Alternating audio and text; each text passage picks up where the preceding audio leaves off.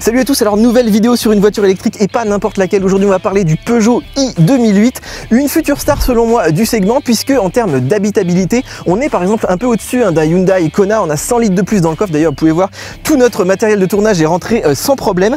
Évidemment dans cette vidéo on va parler surtout de la connectivité, des écrans, de toute la partie geek, un petit peu techno, évidemment du volet électrique qui est capital sur ces modèles, avec les bornes de recharge, avec l'autonomie aussi qui est très challenging sur ce modèle. Et puis je sais pas ce que vous en pensez, mais d'un point de vue style, moi je le trouve vraiment magnifique.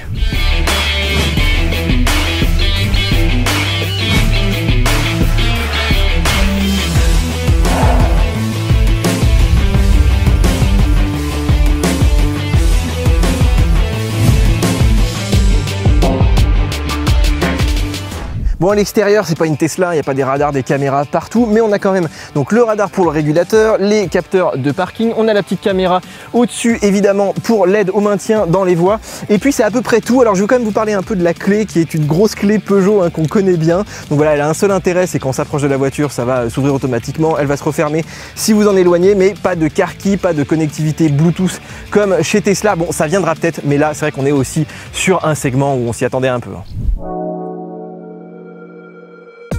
Bon, alors en termes de prise, on a donc de l'USB-C ici, hyper pratique. Regardez, j'ai mis mon petit chargeur de GoPro dessus. Donc là ici c'est du 10 watts, donc c'est pas ultra rapide, mais c'est quand même plus rapide que les 5 watts de l'USB. Ici c'est la prise USB classique. Alors moi je l'ai mis pour CarPlay parce qu'en fait c'est la seule qui fonctionne en CarPlay. On a encore deux prises USB comme ça derrière, ce qui fait quand même pas mal au final. Et puis alors ce que j'aime bien aussi, c'est que on a un petit système pour reposer les téléphones. Regardez, tout simplement. Vous pouvez poser votre téléphone comme ceci, donc l'avoir en plus de l'écran, mais vous pouvez aussi le mettre debout comme ça. Même là c'est un grand, c'est un max, donc ça tient largement. Vous pouvez même en poser deux, l'un à côté de l'autre, donc ça c'est vraiment pas mal. Bon, CarPlay, je crois que l'image se passe de commentaires. On est sur un écran central avec des gros bords. Alors dommage parce qu'il y a effectivement 10 pouces de dalle, mais là on n'en profite pas du tout. Donc moi je trouve ça assez casse-pied pour la cartographie, même si ça vous permet d'avoir des grosses icônes comme ça. Donc voilà, vous prenez l'écran le plus cher et vous vous retrouvez avec un mini écran CarPlay. Bon, tant pis, c'est la même chose si vous utilisez donc évidemment la navigation intégrée. Vous avez toujours aussi que l'écran central qui est utilisé. Bon, alors CarPlay peut marcher sans fil. Vous voyez que mon iPhone ici n'est pas branché grâce à ce petit boîtier. Je vous renvoie à la vidéo qu'on avait fait là-dessus, qui peut se brancher donc dans plein de véhicules. Là je voulais juste vous montrer que ça marche dans le i2008. Donc vous voyez que c'est toujours relativement fluide. Ça manque un peu de synchro si vous regardez des vidéos, mais dans l'ensemble ça marche plutôt bien. Alors cet iCockpit, on le connaît depuis un petit moment maintenant chez Peugeot. Alors c'est pas de l'affichage tête haute, mais il est déjà quand même un petit peu plus haut que le volant. Moi j'aime bien cette position de conduite. On voit bien les compteurs. Alors pas de grosses nouveautés, pas de révolution, mais quand même ce petit affichage 3D qu'on avait découvert à Genève, donc qui est créé avec la superposition en fait de deux plans. Il y a deux écrans qui sont projetés de façon différente. Voilà, il y en a qui trouvent ça gadget. Moi je trouve ça quand même assez stylé. Bon, alors même si on peut personnaliser un petit peu tout ça, la disposition est globalement la même partout. C'est-à-dire qu'à gauche on retrouve les données d'autonomie avec une jauge, mais malheureusement pas le pourcentage de la batterie. Ça je le regrette qu'il le donne pas. Il donne uniquement l'estimation de l'autonomie, qui est quand même des fois un peu aléatoire. Ça dépend ce qu'on a fait avant. Au centre, les données de conduite, donc la lecture de panneau, les kilomètres-heure, le kilométrage de la voiture. Et puis à droite on a une petite indication, alors à la fois avec effectivement si on est en mode parking, drive, mode B, on y reviendra aussi, et puis surtout si on tape dans le power, si on tape dans les watts, si on a une conduite éco ou si on est en train de recharger par exemple en descente. Alors avec la petite molette ici on va pouvoir personnaliser donc les différents cadrans, disons jongler entre les cadrans proposés par Peugeot. Donc on revient ici sur le cadran, je dirais par défaut, voilà, qu'on a vu juste avant, qui affiche les principales informations.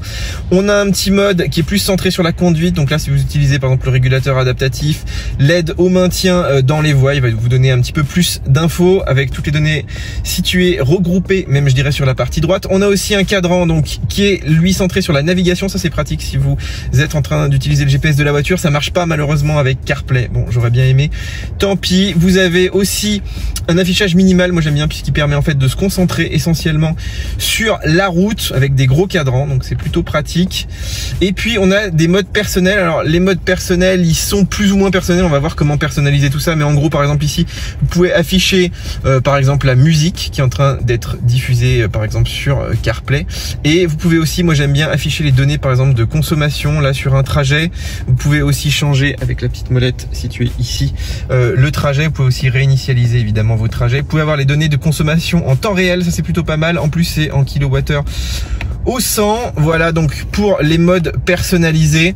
Et puis un dernier cadran aussi que je vais vous montrer, c'est le cadran énergie, puisque je trouve qu'il ne sert à rien. Voilà, il n'y a pas tellement d'infos en plus. On voyait juste les cellules de la voiture et puis les petits trous qui s'animent quand vous roulez. Donc assez quand même, on va dire, voilà, on a quand même du choix, mais pas de la grosse personnalisation non plus. Alors petit exemple de cette complexité entre guillemets logicielle qui peut y avoir. Vous voyez qu'ici on est dans le cadran personnalisé.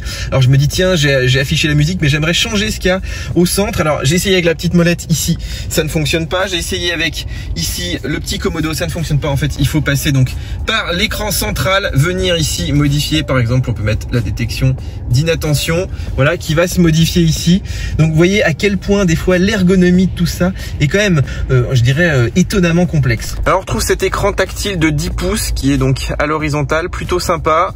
Petite nouveauté, on peut mettre 3 doigts comme ça et accéder à l'ensemble des menus, la musique, voilà, classique. Là, il va chercher le titre sur CarPlay, c'est plutôt pas mal, donc on peut le mettre dans les sources. Vous voyez ici, c'est plutôt cool. On a accès à la radio aussi.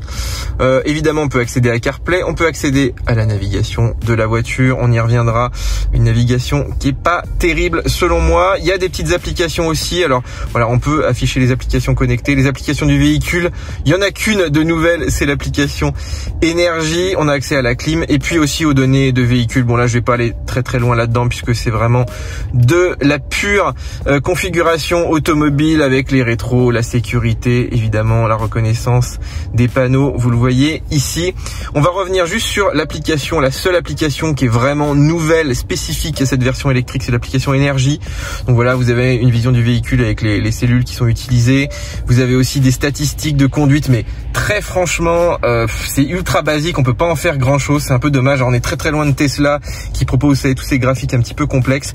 Seul, je dirais, menu utile, c'est vraiment la possibilité donc de programmer la charge. Donc effectivement, on peut programmer un horaire, ça c'est assez pratique si vous avez une borne. Alors je vous montre un peu la carto qui était ma grosse déception, parce que je m'attendais à un truc vraiment taillé pour l'électrique. En fait, ils ont repris la carto classique.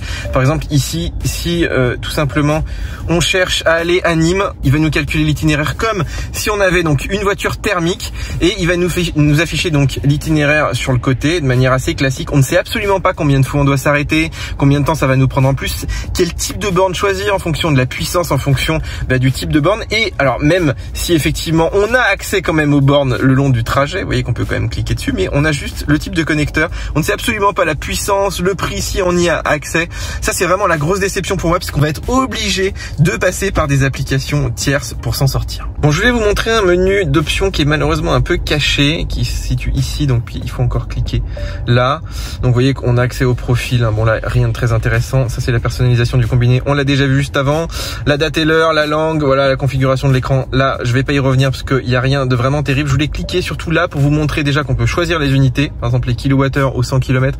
Moi je trouve ça assez utile. Et surtout regardez ce petit menu magique qui vous permet de mettre à jour votre i2008. Alors malheureusement ça se fait pas en 4G, je le pensais, mais il faut utiliser, regardez, j'ai branché une clé USB qu'il va falloir connecter à votre Mac, il va falloir utiliser un logiciel donc disponible sur Mac et PC, mais malheureusement voilà, ça se fait pas tout seul, donc il va falloir lutter un peu. Mais on a des versions du système qui se mettent à jour, on a de la cartographie aussi qui se met à jour. Bon, c'est plutôt cool, mais moi vraiment Peugeot, on est en 2020 et je m'attendais à une mise à jour over the air. Bon, peut-être pour la prochaine fois.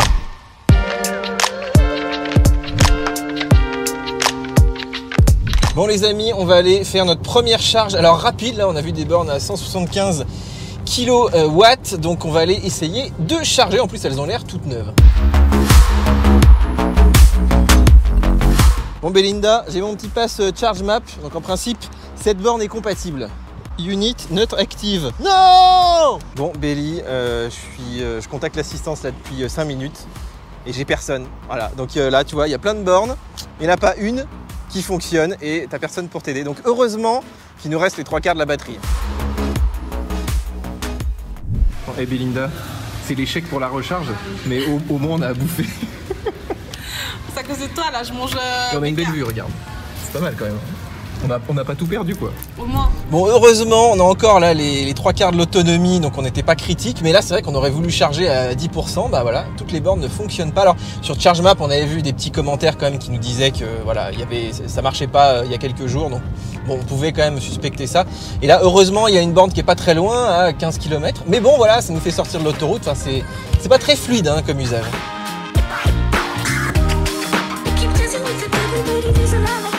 Alors regarde, on va mettre son petit badge là, CCS, charge en préparation. Écoute, ça a l'air de fonctionner. Donc là, celle-là, elle nous indique la puissance. Donc tu vois, on monte à 20 kW, 25, 29, 40, c'est pas mal ça. 50, voilà, il a l'air d'avoir bloqué à 50. Hein. Ok, donc là, on voit qu'on est en charge rapide. On voit pas la puissance, il nous met le nombre de kilomètres par heure. Bon, pourquoi pas. Et puis la durée restante, donc là 3/4 d'heure pour charger à 100%, bon c'est normal, hein, c'est la fin. Et puis on voit voilà combien de kilomètres il nous reste, le pourcentage de la batterie, on l'a enfin, mais on l'a que sur l'application, hein, puisqu'on n'a absolument pas cette info dans la voiture. Dans la voiture, on n'a pas exactement le pourcentage. Bon les amis, on est là depuis une demi-heure, on a mis que 13 kWh, mais bon c'est normal, on est vraiment en fin de batterie, mais là on voulait être prêt pour faire une vraie session d'autoroute, donc on est presque à fond, voilà. Donc on va bientôt arrêter la charge. Bon les amis, donc on est parti pour une petite session d'autoroute. Vous voyez que j'ai réinitialisé mes compteurs qui sont à 0. Et puis on va faire donc à peu près une cinquantaine de kilomètres d'autoroute. Alors c'est d'autoroute suisse, on est plutôt à 120, voire des passages un petit peu à 100. Mais ça va nous donner quand même une idée de la consommation. Évidemment, même en France, on est rarement totalement à 130 tout le temps. Donc voilà, je pense une vitesse autour de 100-120 km/h, on va voir un petit peu ce qu'on consomme. Alors niveau bruit, on n'entend pas grand chose à part les bruits de la route, mais bon c'est quand même relativement bien isolé. Et on entend un petit peu les bruits du moteur, c'est un petit peu strident comme ça, il n'y a pas de bruit forcé hein, qui sont réinjectés dans les haut-parleurs comme chez certains, mais je trouve que c'est pas un bruit qui est très dérangeant. Voilà, donc à 120 stabilisé, il y a quand même un petit peu de vent, on est autour de 19-20, hein, autour de 20 kWh au 100, donc ce qui est plutôt élevé par rapport à une Tesla, mais pas non plus dramatique pour un SUV, hein, puisque la forme est quand même assez élevée par rapport à une Model 3 par exemple. Donc voilà, à 120, vous voyez que là on peut faire un peu plus de 200 km à cette vitesse-là.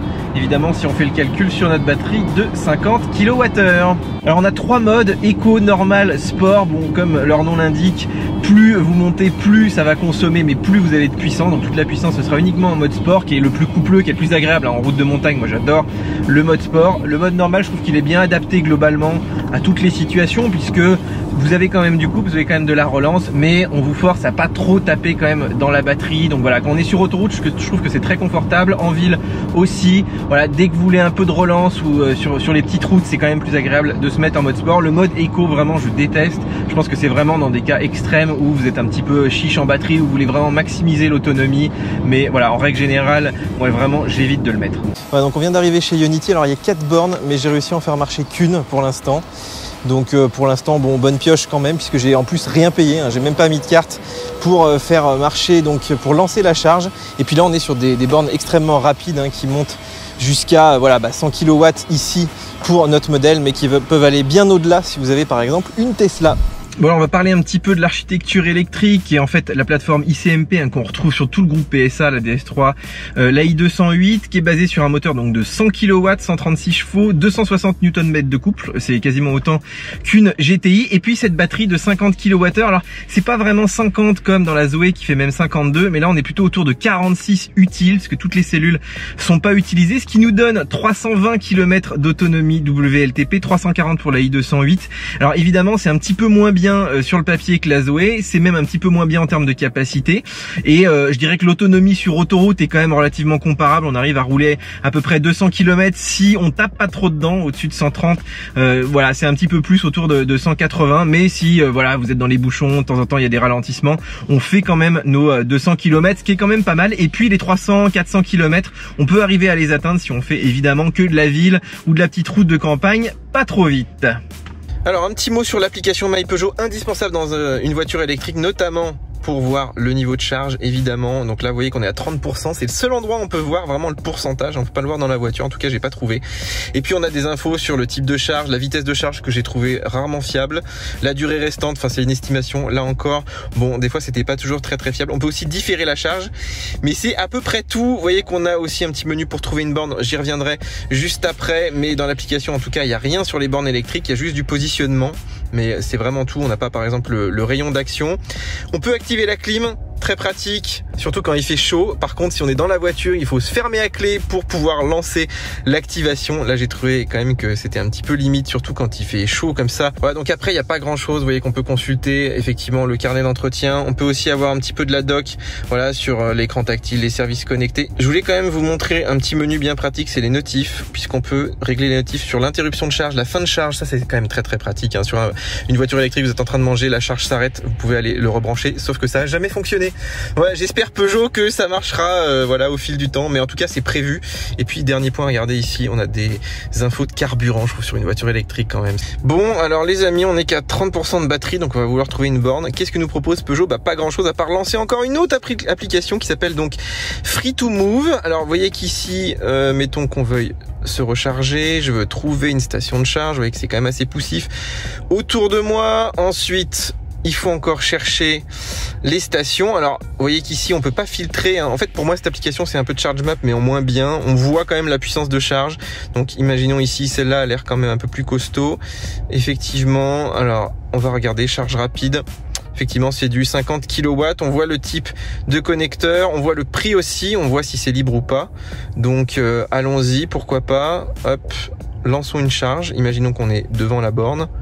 Donc voilà, on charge avec la combo. Et là, bah là, on nous propose un abonnement, mais on sait pas un abonnement de quoi. Qu'est-ce qu'on va payer vraiment derrière? Donc voilà, tout ça. Alors évidemment, voilà, l'abonnement il permet de se connecter à un certain nombre de bornes, d'utiliser un certain nombre de badges, mais je dirais que c'est quand même pas très clair tout ça. C'est-à-dire que la première fois que vous êtes devant une borne et que vous avez ça devant les yeux, bah vous allez pas prendre un abonnement comme ça à l'aveugle. Donc pour moi, c'est très compliqué déjà de pas avoir assez d'informations sur les bornes et surtout de se retrouver devant des écrans comme ça. Aujourd'hui, on a envie de savoir si on peut payer par carte de crédit, combien ça va me coûter, est-ce que c'est intéressant de prendre ces abonnements. Là, c'est quand même très flou. Voilà, donc une application, on va dire minimaliste, pour ne pas dire un petit peu trop basique. Il y a ce qu'il faut, voilà, en termes de charge, en termes de clim, mais on n'a pas toutes les possibilités, par exemple comme chez Tesla, de pouvoir ouvrir la voiture à distance, de pouvoir régler un certain nombre de choses dans le véhicule, d'avoir la température.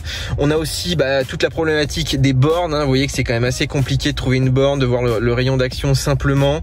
Donc moi, j'aimerais vraiment qu'ils aillent un petit peu plus loin dans ces applications. Et c'est vrai que c'est un peu le début de l'électrique, il faut leur donner le temps, mais quand même, on avait fait beaucoup de promesses. Là, ça fait déjà quelques années que Peugeot développe tout ça. Donc voilà, j'aimerais bien qu'on soit vraiment à la hauteur de ces véhicules qui demandent quand même beaucoup de connectivité. Alors on attaque la petite route de montagne. Je passe en mode B pour activer la récupération d'énergie au freinage, puisque pendant les descentes, je trouve que c'est vachement utile. Ça évite aussi de freiner, hein. C'est un mode qui existe sur toutes les voitures. Moi, je trouve qu'il n'est pas très prononcé quand même sur ce i2008, ce qui est voilà, un peu dommage. J'aimerais bien me passer complètement de la pédale de frein. Et là, on en est encore un peu loin. Alors là, on est en montée et regardez bien le chiffre qui s'affiche. On est effectivement à 50 kW, donc en mode normal. On va essayer en mode sport. Voilà, donc je vous laisse regarder la conso instantanée qui à mon avis est capée à 50 kW, hein, même si je suis à 100, je pense pas que ça va s'afficher. Voilà, on arrive sur Chamonix, vous voyez le Mont Blanc juste devant, c'est magnifique, avec voilà une conso autour de 11 kWh au 100 sur une trentaine de kilomètres, évidemment 50 de moyenne, mais je vous ai dit, la montagne, comme il y a des montées-descentes, finalement ça recharge quand même très bien, surtout ici où il y a pas mal de côtes. Donc voilà un bon petit bilan, en tout cas moi je l'imagine très bien sur ces petites routes au quotidien.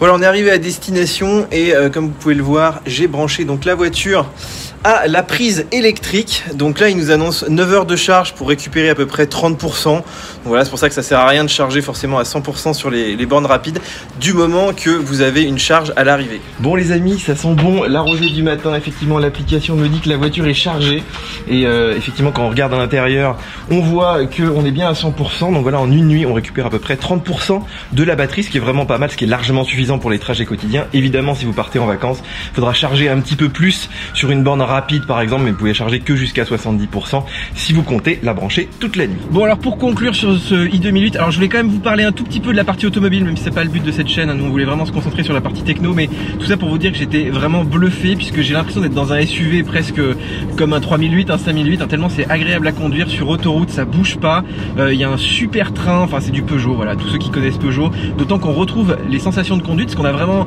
voilà, la petite poussée de l'électrique, on a l'impression d'être dans une petite version GTI comme ça, donc c'est très agréable, même en ville à conduire, ça se faufile partout, il y a des bons angles de braquage, là on s'est baladé au bord de la mer dans les petites rues, c'était vraiment très maniable. On a aussi un bon volume, c'est-à-dire que si vous êtes 4 personnes, vous avez quand même de la place de mettre vos bagages et tout, donc ça c'est super agréable. Il n'y a pas beaucoup, c'est quasiment le seul SUV électrique, hein, de ce gabarit dans cette gamme de prix, donc pour moi c'est quasiment un sans faute en fait sur la partie automobile pure, voilà, si on met de côté la partie électrique, technologie, dont on va parler dans un instant. Bon, sur la partie électrique, alors c'est vrai qu'il y a pas mal à dire. Déjà, je pense qu'il faut préciser que Peugeot tient bien ses promesses, c'est-à-dire toutes les autonomies qu'on vous affiche sur le site, moi je les ai constatées quasiment au kilomètre près, c'est-à-dire qu'on est autour de 160 km sur autoroute à 130 avec la clim, que vous dépassez les 350 km en urbain, périurbain, voilà, si vous allez pas trop vite. Donc moi j'ai pas eu de stress et de problème effectivement si vous allez bosser, vous allez faire, moi voilà, j'allais faire des reportages un petit peu dans le coin, je la chargeais le soir, et ça c'est un point important aussi, c'est-à-dire que la batterie est petite, elle a quand même de la charge rapide, c'est-à-dire sur du Ionity vous chargez très vite, et surtout vous pouvez vous charger à la maison, même sur une prise 220 finalement ça suffit, vous n'avez pas besoin de payer une fortune pour installer des box, puisque pendant la nuit vous mettez 30%, et là même en faisant des longs trajets, 30% souvent ça suffit pour aller à la prochaine borne rapide. Donc moi je dirais que c'est une voiture où on peut tout à fait partir en vacances si on prépare bien son trajet, on peut tout à fait partir en week-end, mais ça va être un petit peu galère suivant les endroits, puisque voilà, les charges rapides restent quand même assez rares en France malheureusement pour l'instant, mais en tout cas c'est une voiture que je trouve relativement polyvalente, et surtout le rapport qualité-prix est pas trop mal malgré tout. Voilà, petite batterie, les prix un petit peu en baisse aussi, du coup on arrive à s'accommoder finalement de ce compromis. Alors, petite conclusion sur les écrans, vous l'avez vu ici, on a un iCockpit, moi que j'aime bien, même si je préférerais toujours un affichage tête haute, mais là on a quand même pas mal d'infos au-dessus du volant, très lisible, les interfaces sont claires, j'aimerais bien un peu plus de personnalisation, notamment pouvoir mettre, je l'ai dit, le pourcentage de la batterie et pas uniquement l'autonomie et puis la grosse jauge comme ça. Sur cet écran central, alors c'est un bon écran, il est très réactif, un Peugeot a été pas mal critiqué sur la réactivité, là franchement je trouve que ça va, même l'accès aux interfaces, même si c'est pas encore parfait, je trouve c'est touche piano mais on s'y fait, régler la clim, tout bon, voilà, je trouve que ça pose pas tellement de problèmes, le compromis est tout à fait acceptable. En revanche, toute la partie cartographie et électrique, bah là il y a du boulot, je pense que c'est le cas pour quasiment tous les constructeurs historiques entre guillemets, il y a quasiment que Tesla, puis un petit peu le groupe Volkswagen qui a compris les enjeux. Là on voudrait pouvoir se passer de Charge Maps, se passer de Google, mais là c'est pas possible. Moi j'utilise CarPlay, d'avoir Waze, d'avoir Google Maps, c'est trop important pour le trafic, pour gérer vos trajets. Charge Maps c'est quasiment indispensable pour trouver les bornes, là c'est vraiment trop mal fait. Pour programmer un itinéraire, Better Route Planner aussi est bien utile, parce que si on veut en fait rendre la voiture grand public, la voiture électrique grand public, il faut absolument avoir des interfaces simples et pas uniquement se baser sur des geeks qui vont télécharger un certain nombre d'applications. Et d'ailleurs en parlant d'applications, celle de Peugeot, alors j'ai trouvé assez fiable, elle marche bien, on voit la charge à distance, tout ça c'est plutôt cool, on peut déclencher la clim, on peut déclencher la charge retardée, mais qu'est-ce que c'est limité par rapport à Tesla, le fait de pouvoir déverrouiller le véhicule, ouvrir les fenêtres, le capot, le fait de pouvoir se prêter les clés, de pouvoir ouvrir, d'avoir car key, d'avoir la clé sur son téléphone en Bluetooth, enfin tout un tas de choses qu'on aimerait avoir en 2020, et là on sent qu'il y a 5 ans de retard hein, en termes de développement. J'espère qu'ils vont s'y mettre, parce que Peugeot est pas si mauvais, hein, mais voilà, il y a vraiment des gros enjeux derrière, mais ça coûte cher aussi à développer, donc je dirais que voilà, il faut quand même se dépatouiller un petit peu encore sur la partie applicative, puisque la voiture peut pas faire ce boulot là pour vous. Alors il y a beaucoup de gens qui m'ont demandé si on pouvait faire une vidéo un petit peu plus axée sur les bornes de recharge, sur l'autonomie de cette voiture. Je vais vous faire cette vidéo puisqu'on a la chance de pouvoir la garder quelques jours, d'aller dans le sud. Donc je vais vraiment vous faire la vidéo, je pars en vacances avec le i2008, je cherche des bornes rapides, je prends l'autoroute, je roule à 130, je mets la clim, je charge la voiture parce qu'on a toute notre matos, etc. Donc on a en plus des petits reportages à faire là dans le sud de la France. Donc vraiment je pense que ça va être une vidéo qui peut être très intéressante. Je la publierai sûrement quelques jours hein, après celle-ci, puisque voilà, il faut quand même du temps pour monter tout ça, mais si vous attendez ça, et ben restez bien, abonnez-vous à la chaîne. Voilà les amis, j'espère que cette vidéo vous a plu. En attendant, n'hésitez pas à liker, à commenter, à me poser des questions, à me suggérer aussi d'autres voitures que vous aimeriez voir sur la chaîne. Bien sûr, donc on like, on s'abonne, on télécharge aussi nos applications mobiles, et puis nous on se retrouve très bientôt sur YouTube pour de nouvelles vidéos. Ciao ciao. a sight for my soul.